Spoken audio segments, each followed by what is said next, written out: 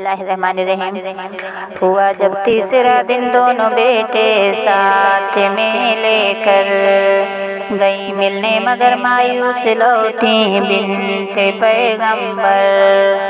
गई मिलने जब चौथे दिन नबी ज़ादी उस औरत से, उस औरत ने उन्हें लाकर बिठाया घर में इज्जत से।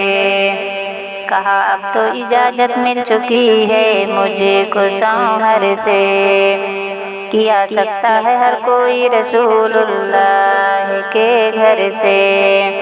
बहुत बातें हुई आपस में और खुश हो गई ज़हरा, फनाए इश्क शौहर इस कदर औरत को यूं पाया। हुआ मालूम ए भी एक पाँव पर खड़े होकर कुरान पाक सर पर रख करती हैं दुआ अक्सर। रहे महफूज या रब मेरा शौहर हर मुसीबत से, रहूं खुश मैं भी और शौहर भी मेरा मेरी खिदमत से।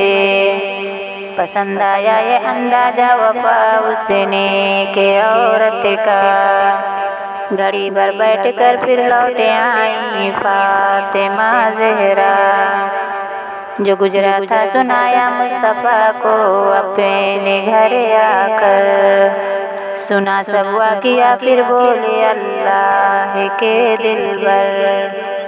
तुम अपने ऊँट पर जब बैठ कर जन्नत में जाओगी, उसे तुम ऊँट के रस्सी को थामे आगे पाओगी।